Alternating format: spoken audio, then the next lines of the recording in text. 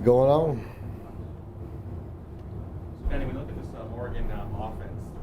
Do they seem more balanced than they were last year, or is it pretty much par for the course in terms of the run pass? They're fairly balanced on play selection. They're dangerous. They're 460 yards a game, 37 points. They're running it for around 180. They're throwing it for around 280. So, they're doing a good job of distributing the ball. They've got a lot of playmakers. I think C.J. Verdell runs really, really hard, gets downhill. They do a good job. They stay on track. They've got some really, really good old linemen. I think they're physical, they're athletic. I think they had 2 mid-season All-Americans on the left side, so they're special there. And then they've got, at wideout, they're explosive. They've got sizes of all kinds. They go from 5'8" to 6'6", so they can provide a lot of matchup problems.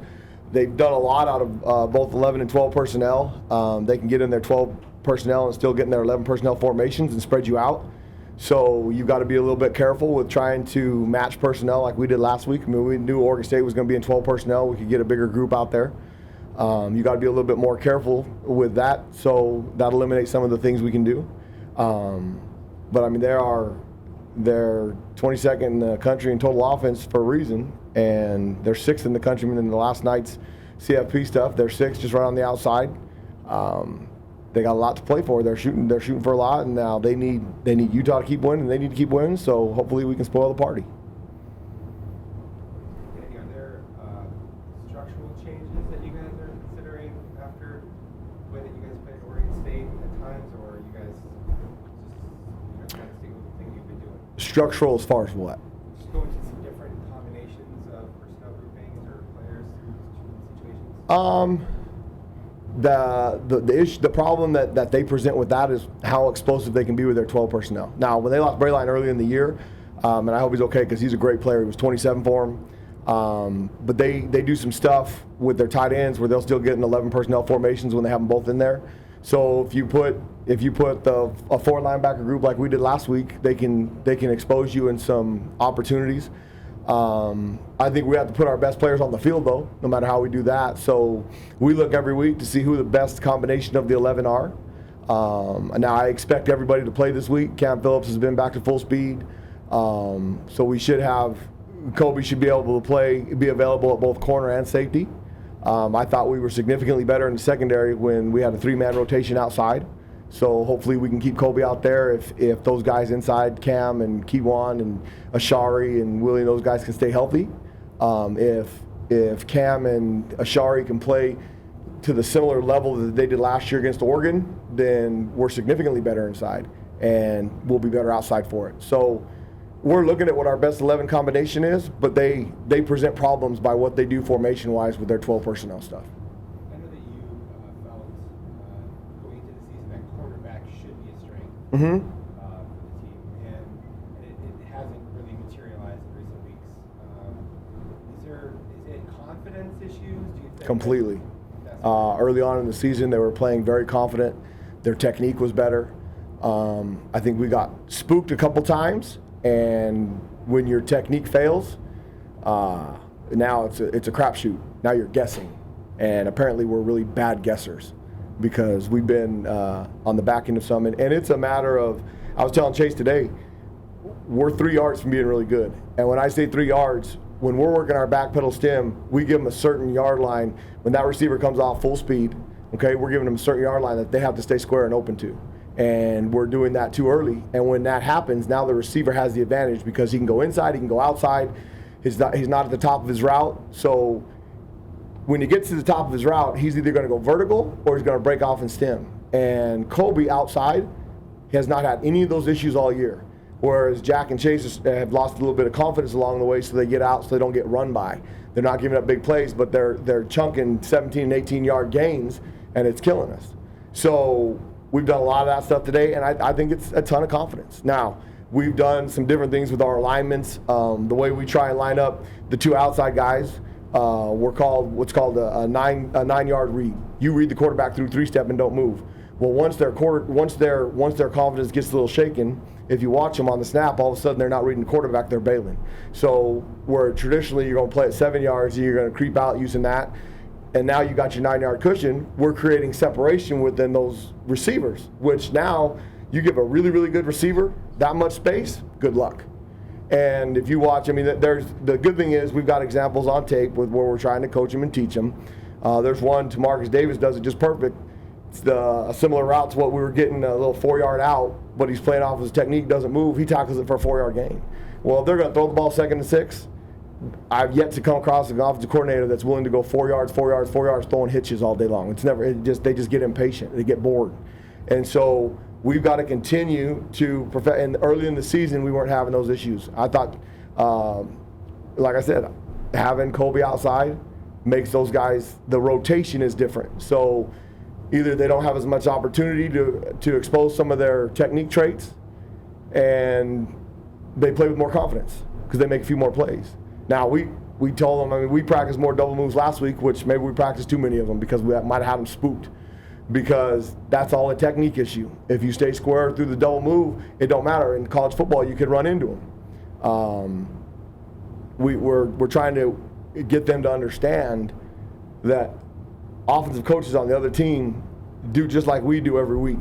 When we have our meeting on Tuesday morning, we exploit the weakness of every offense we go against, okay? This guy does this guy does this. Well, guess what, guys? You two on the outside, they're scheming you. They know what you're bad at, so they know where they can get your eyes dirty. They know all those things. And so until those guys understand they've got to perfect their deficiencies, we're going to struggle. And hopefully having Kobe out there, if we can stay healthy inside, we'll make a difference. We'll see. Because these guys have the chance to embarrass you, just like SC and everybody else. Now, when we play with technique, and in the second half on last Saturday, they were significantly better in man coverage. Every third down, they were 1 of 11 on third down. Every third down in that second half, when we were bringing pressure, they were great. Early on, we were not necessarily we were trying to stop the run, so we didn't get as much pressure quick. But it wasn't the matter of time he had. He could have completed those routes because of the way we were playing so soft, trying not to get beat deep, trying not to get beat on double moves, which we got beat on double moves anyway. So hell, we should have went up there and pressed and just take your chances. So we worked on that this week, and hopefully we can solve it and get started a lot faster this week. So, is it, as a play caller, is it challenging if you feel like you can't get there with pressure, but you know when you bring pressure, you're man coverage, or is that not? It does. It affects. I'll give you a perfect example against SC in the first quarter. I mean, that's as interesting a scenario as I've ever been in as coaching. I mean, the 28 points we give up that fast, and the first one, okay, the first drive down the field, we call man coverage a couple times. We don't cover the dig, and then we call cover 3 down the goal line, and we don't push to it, and they score a touchdown. Okay, well now it affects you a little bit. Maybe we can't cover them. Let's give them a chance by playing some zone. Well, we give them a cover 3 look, and our curl flat defender doesn't run the wheel, and they get a 58-yard touchdown. Well, okay, here we go. Let's make it a little bit easier. Let's not put them on pressure and let's play cover 2. They can't throw the ball over our heads, and we give up a 95-freaking-yard touchdown. So I'm going to tell you what. We come to the sideline, and I'm standing there, and I'm okay. Well, we tried man, we tried cover 3, we tried cover 2. They're going to score 120 points. I mean, well, what else are we going to do? So it's either buck up and try and play. I mean, coach was like, we're going to be all right? I'm like, coach, we've done this, it ain't working. Oh boy, here we go. So we call them up on the sideline and look, start playing with your technique, do things right, and then for 3 quarters they get 3 points and 200 yards offense. I mean, that shouldn't happen. So it does affect you as a play caller. But I mean, we've made slight adjustments in the last 3 games where they've scored the 28 points in the first half. It hadn't been wholesale adjustments. We're not running one scheme, they run up all these points, and then we come inside and we run another scheme. We settle them down, and all of a sudden they start playing. Oregon State could not move the ball in the second half on Saturday night. They couldn't. They had 98 yards in the second half, all because we were playing with technique.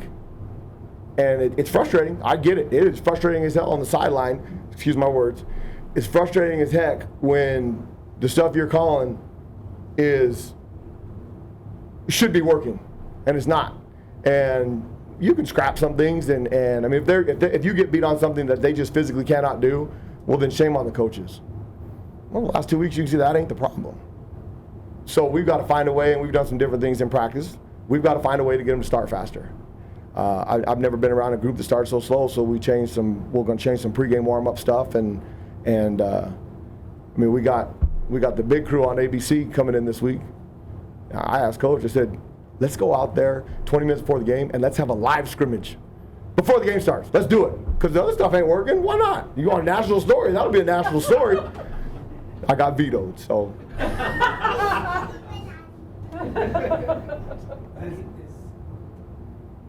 there anything that you can draw from your experience as a coach that is similar to what this season has been like in some of these areas? Yeah, our 2013 year at my previous school, we struggled a lot in the secondary, and we started 1 true freshman and 3 redshirt freshmen, and they weren't very good. We had one corner that was really, really good. Ended up being a 3rd round draft pick, Leon McFadden, for the Cleveland Browns. Played in the league for about 9 years. The other guys weren't very good, and so they're talented, but it takes game reps to get really good. It really does. And so we had to do some stuff to give them a chance to be successful, a lot like we're doing with the guys we're playing with now. Cam, Ashari, they don't have the same experience problems that Willie and Kewan do. Kewan played really, really good in the first 3 series. Guys didn't catch his ball, didn't give up anything. There's 2 consecutive plays in his 4th drive, the first one of the second quarter. We're calling man coverage, and he goes free both times. Doesn't cover anybody. Now, they didn't throw it to the guy that he was supposed to be covering, but if they do, we might be looking at a 50-yard touchdown because of an assignment error. Well, when he comes over to the side and explains it, I understand what he's saying, but it shouldn't have any effect on it. But that's a guy that doesn't have any reps. They change the formation. They get into a nasty formation. Sometimes we go cover 2. Sometimes we go stay straight man locked up. Well, that one we were going to stay man, and he went cover 2 and becomes free safety. Those things are I mean, they're experience related, but we're 10 games into the season. That guy's played, Kewan Markham's played, count him up he played 30 snaps on Saturday night, so that would put him right about 98 for the year. Whereas last year at this time, Ashari had played almost 600 and some snaps. Significantly better for it. And now the regression with Ashari, I think, this year is a confidence issue, and maybe thinking he'd arrived a little bit more than he has. And he understands he's not playing well. The last 2 weeks, the last week he had some discipline stuff. He was late Monday. He's been really good in practice this week. Does that mean he's going to play better? It gives him a chance. And if he focuses and plays, we were watching the last year's Oregon game this morning. He was outstanding in coverage last year. Really, really good. Him and Cam played really, really good the whole game. They reached just a few times up front and got some big chunk plays in the running game, and then they beat Kobe with the 58-yard touchdown pass. Similar deal. I mean, that's just like the last 2 games this week. They had 85 yards total offense in the second half, and then we almost come back. Well, if we can put that whole thing together, then we got a chance. They're good now. They're the 6th ranked team in the country for a reason. It should be an electric environment in there. And if we don't let them get ahead of us early, it'll be a heck of a football game. I mean, I'm excited as can be. I mean, that's the great thing about football. These guys work their tails off for 12 guaranteed. They're still working for the 13th one. And unlike any other sport, you practice more than you play. Well, they practiced really hard the last 2 days. I thought the energy has been better, especially coming off losing 4 in a row. So that doesn't mean you're going to win. It gives you a chance, far better chance than how we prepared before.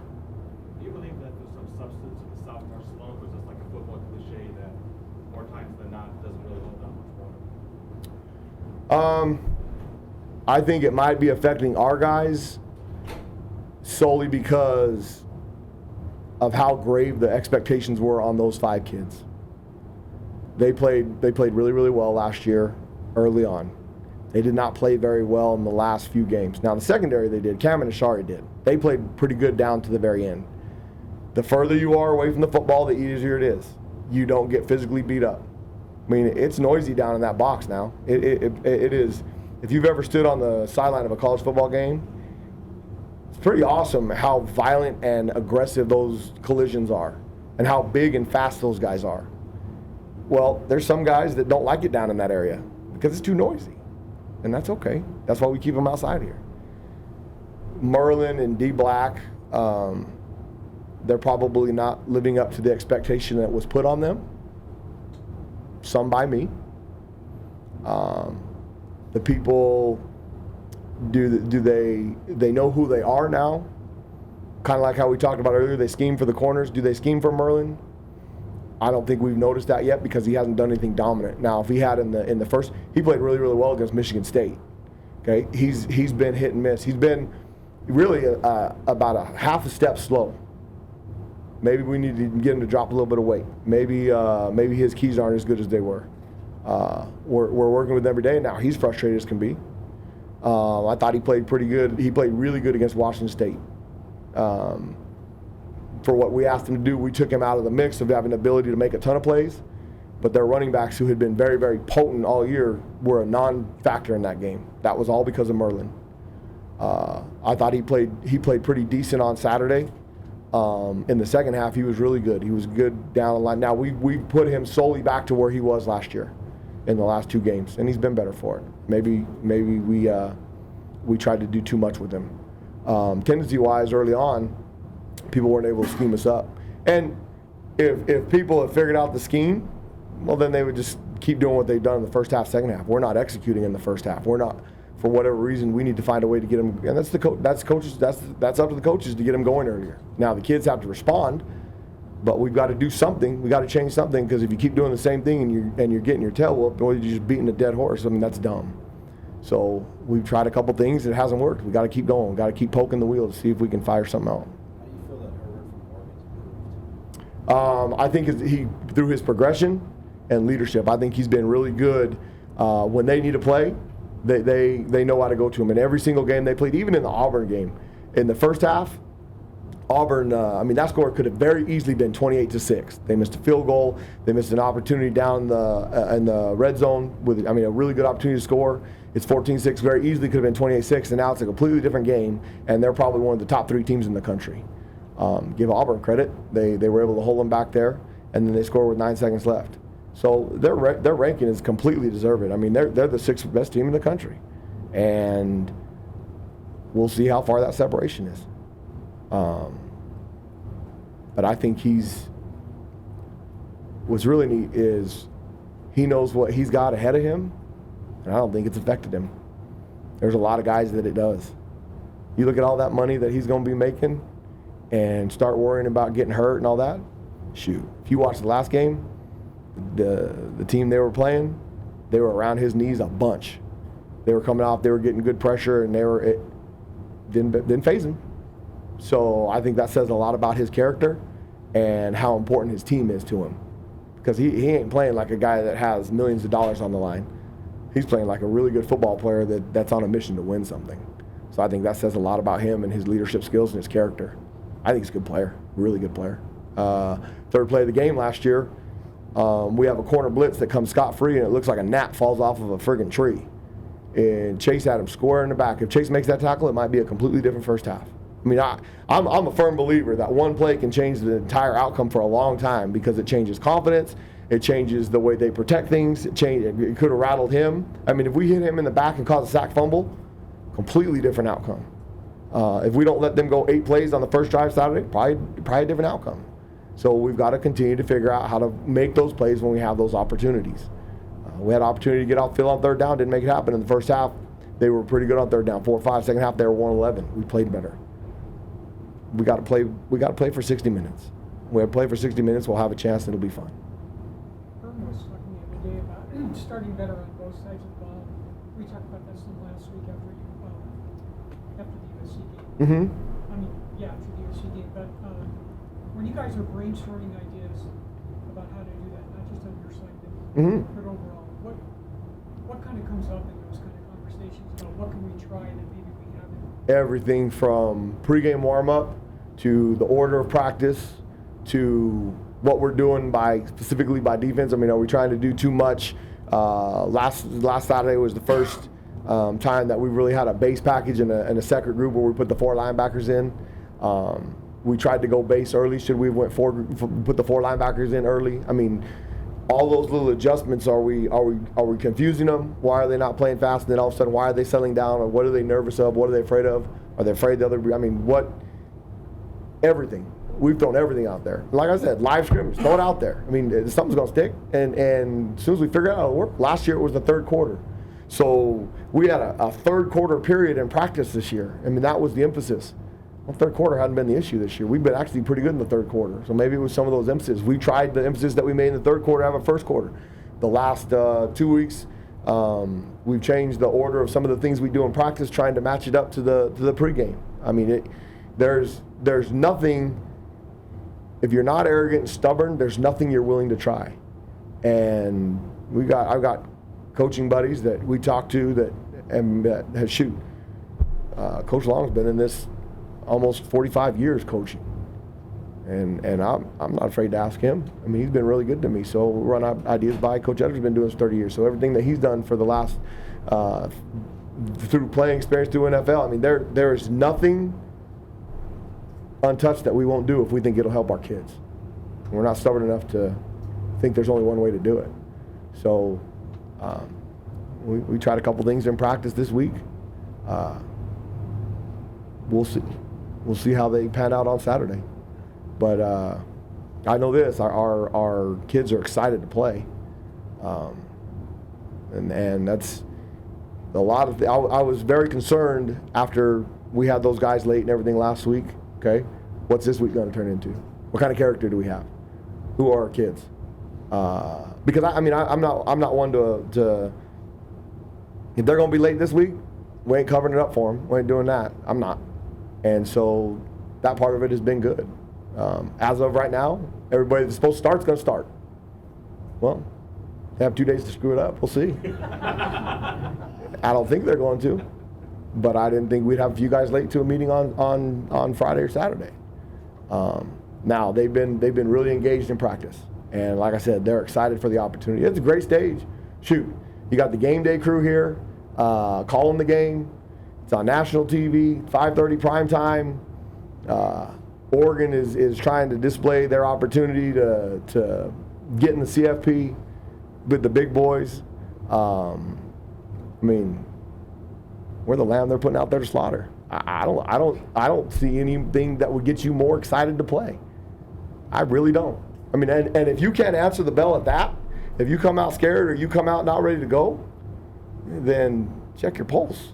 I mean, live for these opportunities. These are the opportunities that when you're 8 years old out in the backyard by yourself, this is the stage you want. Now, the stage is more ideal for them because they're 9-1 fighting for a CFP spot. If you had 2 9-1 teams, or if they make it to the championship game and Utah's in the championship game and you've got 2 teams that are fighting for a CFP playoff spot, I mean, that's everything you ask for. So our boys, everybody's going to be watching Oregon on Saturday night. Well, go give them a reason to watch. We'll see. That's everything you can ask for. It's a great opportunity.